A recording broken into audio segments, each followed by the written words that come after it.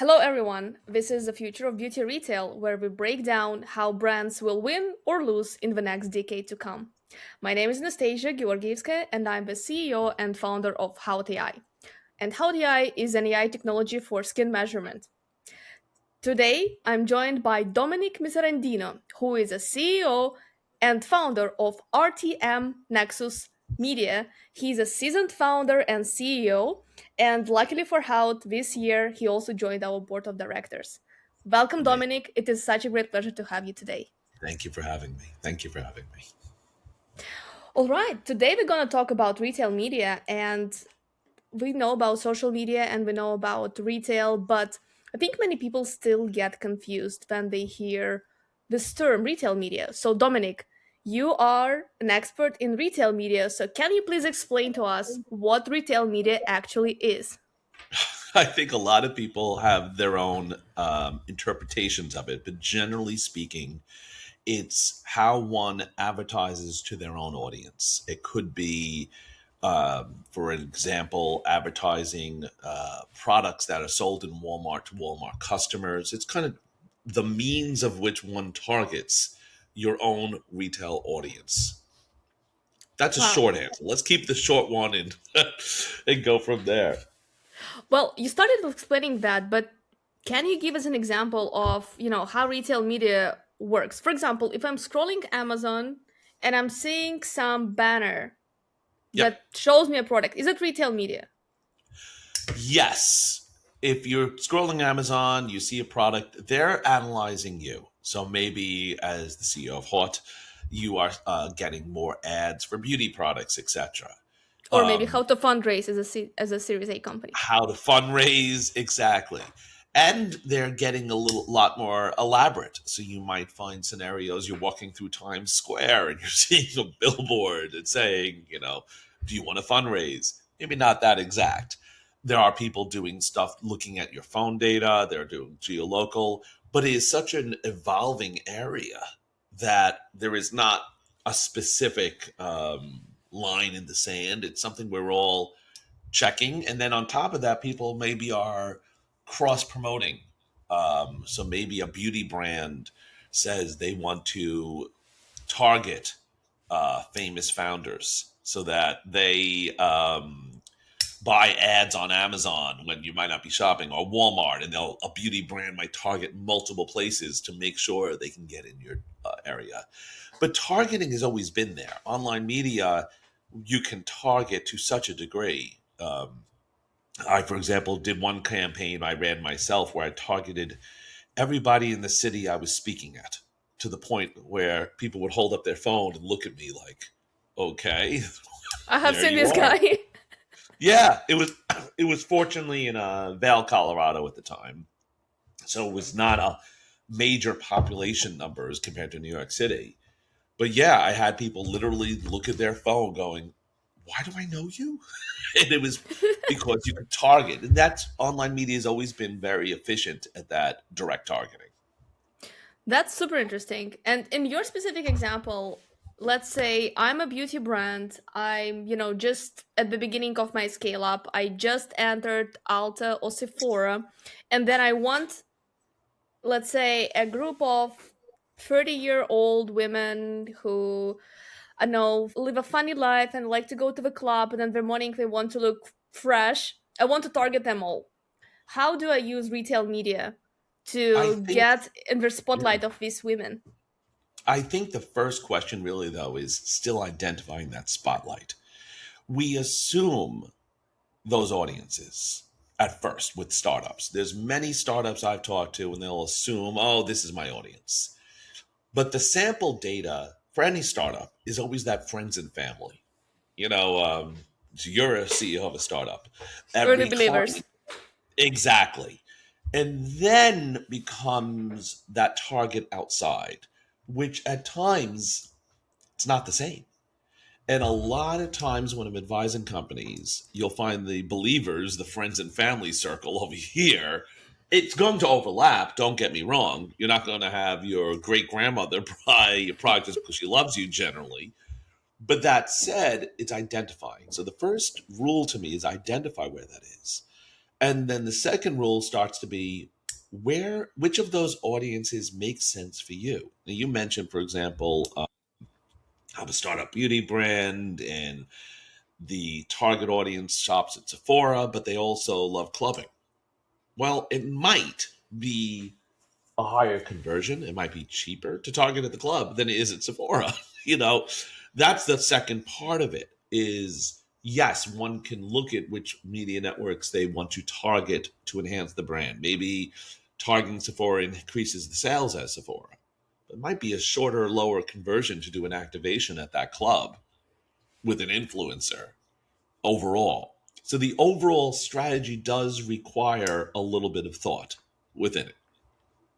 But then I'm targeting these ladies again, and sorry for like coming back to that example in Oh, I love Sephora this. I love or this. living it like at the club. Is it still retail media? So all of that is retail media, or I would say it depends on the specifics of where. Maybe you're targeting the airplanes to fly to Miami, and that's a retail media network within. You're targeting your airplane, the terminal within. But since it's so evolving and also it's so blended. I had a question differently on a TV interview, and the person asked me if you had targeting an influencer on a plane, and they were like trying to break down which market is it. I think the first question though is not what is the nature of it so much as what is converting. Ultimately, to me, that is the measurable deliverable. What is the conversion event? What is helping you increase your sales? Because ultimately, that is um, the metric you're looking for. Your metric is, am I increasing those sales? And it's a factor of price and conversion rate. It might be cheap to buy on the back of the planes. I don't know, on the back of the planes to Miami. That might be cheap, and probably not. thereby my conversion. Exactly. You don't know. You have to look at those metrics. So it's not a hard and fast rule. Just do a retail media network, let's say, call Walmart, call Sephora, and have a day. So much is you're looking, saying, where ultimately is increasing these sales? Where is maybe the branding secondarily increasing the sales? You might you do a campaign on Sephora and do the sales increase on this store versus that store. You did a targeted campaign in the San Francisco location versus the New York location. But the conversion metrics really is the takeaway. You're constantly looking to see, does this convert and how well does it convert? hmm Okay, and you mentioned already like the influencers and the social media, and obviously these are known and by everyone as some of the most lucrative channels. And Absolutely, yeah. They could be. according to WARC report, retail media right now is the third largest advertising channel in the world, Yep. behind only social media and search, and surpassing television. And what gives retail media that power? It's the data. It's the Tell me data. more. They have your credit card. They Oh know you God. swiped this many times. They know what else you purchased. They know maybe you went to Sephora, and mind you, I'm not much into beauty makeup in the sense myself as a user. But if you're buying these 26 products, are you more likely to buy this other product?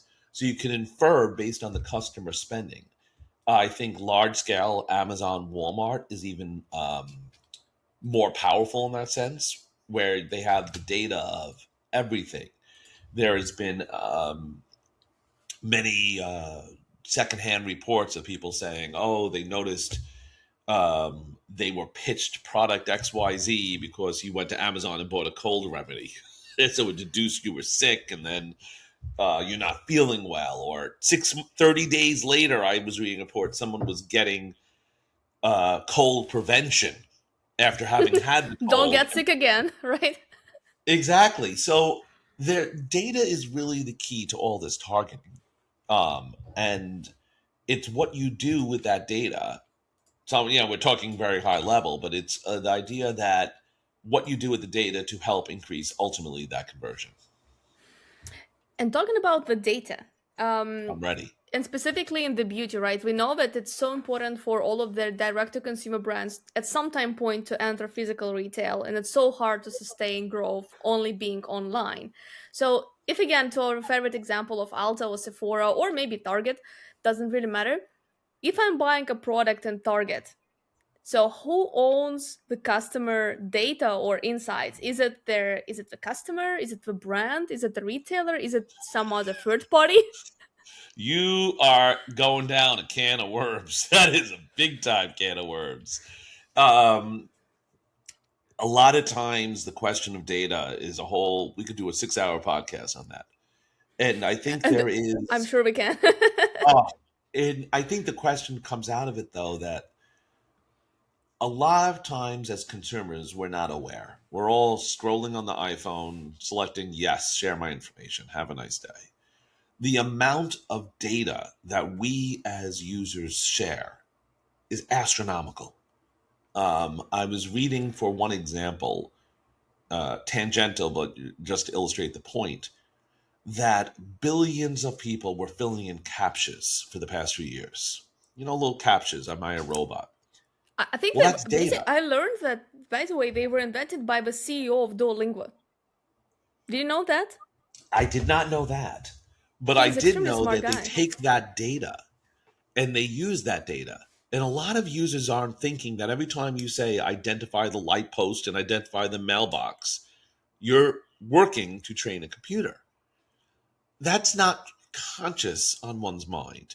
We all have a basic on data that, yes, if you go to Sephora, someone has your information, someone knows you bought this and this product, and then you're more likely to do this.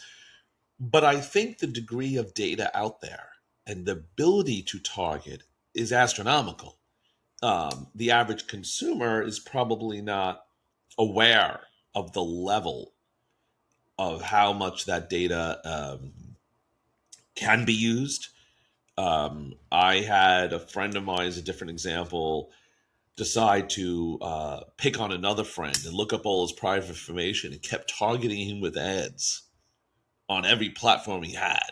And I found that like amazing. This is about 5, 10 years ago, but now you can target anything to anything if you use the data correctly. And the data is, like I said, the data is out there.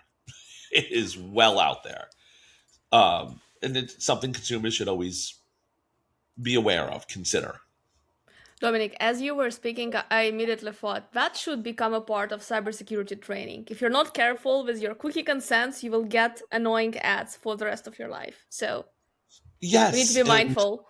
I do recommend to people all the time to Google themselves, to look up what data is out there, to look up your own data, to see if you can make sense of it. But that's a whole nother animal. That's a whole nother animal. Yes, but let's get back to the beauty topic. And what are your thoughts on the role of retail media for beauty? Is it more relevant? Is it more important? Is it less important than, for example, selling laptops? Or is it equally important? Is there any differences between industries of how they That's a great utilize question. retail media? I think there are certainly major differences in usage of retail media. Every industry is different. Every um, purchase decision is different. If you're purchasing a laptop, is a big investment as compared to a solo beauty product. Solo beauty product, though, you'll have a lifetime value because generally speaking, if you get into one product, you're using it for years to come. Um, but also, I think there is a degree of understanding which comes touches on those markets of influencer, for example, or experiential. Once somebody understands the role of a product, they're more invested in it. What you created Hmm. with Haut.AI, once you understand what's happening with your skin, and you say, what's going on with my skin? You start to become more invested in those products. Once you see that data that if you use this product affecting you in this way, you are more likely to have this effect. I think the average person becomes more invested. And that's kind of also such a big part of it is you're using that data to target, but the messaging to create that emotional investment. And that's really, since the dawn of man, the key of what sells the products is that emotional connection. You're not buying a product just because you can press the button. You're buying the product because you feel something towards it. And what can be even better when you not only feel something towards the product, but you pick it up the product that's right for your skin, and your skin will become so much better, and then you will become a loyal customer. And this is where we always tell our customers, and this is our mission to help them succeed. By you have a fantastic portfolio, but you need to make sure that the right product right finds the right customer. Yep. Even if you have like a superhero product, but the consumer doesn't need it, don't push it to them, because they will say, hey, this product did nothing. Because let's say if your hero product is pigmentation but the consumer has redness, then obviously we didn't see any results. We need to give them something for redness when we say yes, this stuff works. And if my friend asks me advice on pigmentation, I will remember this brand and their superhero product, and I will then refer them to this brand. And you're basically, when you said the word loyalty, loyalty is that connection to that product, that emotional connection, saying, I had that experience. I really endorse this. And that sometimes to me is sometimes that is the most powerful. If you have consumers who are recommending, it is more powerful than any tool out there, retail media, influencer, etc. People want to feel, I can trust this. And ultimately, that to me is what sometimes I find gets lost in the presentation of marketing. What's lost is people are not just clicking the ad. Hooray. They want to understand why. They want to feel why. They want to feel. Someone used a line once, and I loved it. You want them to wear your T-shirt metaphorically. You want them to cheer you on, um, and understanding, like you described, definitely helps. People saying, "Oh, that makes sense. I love this feeling." It converts. You need people to feel that part of the system so that they then are running out telling their friends and their family, this is why I'm doing this and this. Yeah, turn your consumers into your ambassadors. I think that's the best strategy you can pick, especially when the Absolutely. market is so saturated. But now let's challenge a little bit retail media in in the time of new reality. We know that consumers are ongoingly going to ChatGPT and other LLMs, and they're asking advice, and they are considering and looking for these reasons to buy and to believe inside the LLMs. So what are your predictions? How will, if retail media change as more and more consumers show up in their LLMs, and they're maybe not going to their physical stores or not going to Amazon? So before they would go there, they first have to, check inside an LLM. I think the LLMs are becoming the influencers now. Oh, Another wow. influencer. Think about that. You used to go to Amazon, read the reviews, but then most people went, wait a minute, are those reviews objective? Are they not? Are they biased? Are they not? And now most people will say, I'm going to go check on ChatGPT. I'm going to check Gemini. I'm going to check Perplexity. Or I've even seen, and I'm sure you have, people who hit another level with it, where they'll say, I'll check multiple LLMs to see which ones agree and disagree. And I do think you have that desire for, again, that connection. Maybe it's an influencer connection, another friend connection, another advocacy. And when you have the LLMs are becoming that moment of advocacy, that moment of someone you could look to and say, you tell me, you know, does this outfit look good on me? And I'll take the selfie. It's a different mindset. And I do feel that's going to be who we're competing against. I've seen a lot of consumers, for example, companies speak to having how to talk to the LLMs to help the LLMs as an influencer. So just as equally as you might have had 20 influencers come to a media event, now they're doing articles, knowing the articles in turn will feed the LLMs, which are the influencer in this scenario. But it's a whole ecosystem too. It's not one singular moment. It's all these things. You walk in the Sephora store, you're seeing the ad for your makeup brand, you exit the store, you see a billboard, you go on your phone, you see an online ad, then you go TikTok, watch this, and then finally you go on uh, ChatGPT and double check with ChatGPT how you feel. It's Oh my all god. those pieces together. It almost sounds like very complex RPG game quest where you have like 20 steps to basically win your customer these days. Uh, I love that metaphor of the RPG. You can It use is, it. but I think it's always been that way, where we're always, as humans, the more complex the decision, the more you are double, triple checking that decision. Maybe you're calling a friend. Maybe you're calling your mother saying, "Ma, do you think I should do this? Ma, do you think I should do that?" Each of these pieces are part of the decision tree. And we've always had that. Now we're saturated of pieces of the decision tree because all that information is in front of you. And I've even seen someone wrote an article reading where one person recommended using the LLMs to ask a poll of Reddit and the influencers of what they thought. So they were using the LLMs as a tool to connect with the influencers. But yeah, I think that's also the complexity, which was partially my caution in describing advisement on retail media networks, because it's a tool. Our retail media networks are a tool, but they're all these tools. Um, and you can't understate if you walk into a mechanic shop, you see 100 tools. They're all being used to fix the car at that point. And that's kind of where I think we are now. Hmm. I like that. But when it comes to LLM tools, I almost think people address to it like, like the magic mirror and you say, mirror, mirror on the wall, what's the best product of them all? And you're trying to, get that one product, but no one actually questions. And similar in the fairy tale, why did the mirror was so smart? Like, and was it actually ever smart?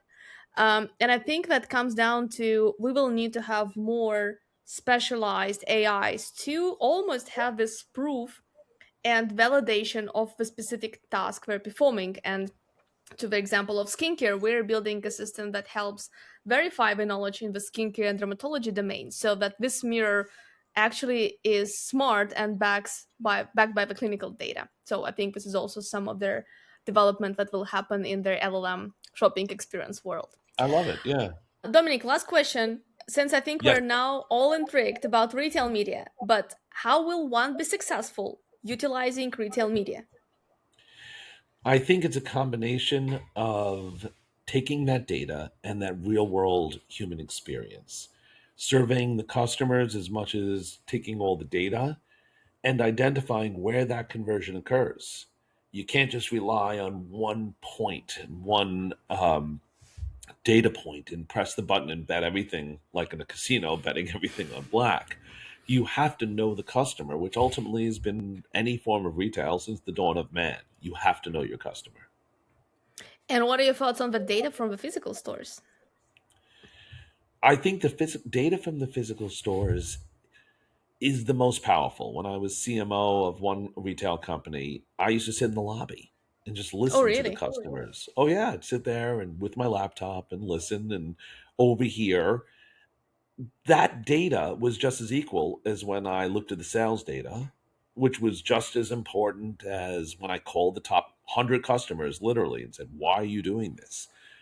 Because you need to understand as much as you can to implement which tool, to figure out which tool to implement. I love it. I love it. And I think we all need to have more connection to the physical world because in the time of LLMs, and obviously everyone's thinking, oh, Anthropic will be taking over my business. As long as Anthropic or ChatGPT are not building factories, are not pumping the cream into the bottles, skincare companies are safe. But we need to I really know like that. our customers in the physical world. I like that. Dominic, wonderful. Thank you so much for coming to the Future of Beauty Retail show today. I think it was an exciting conversation. We learned a lot, and I think we hopefully leave our listeners with a lot of food for thoughts.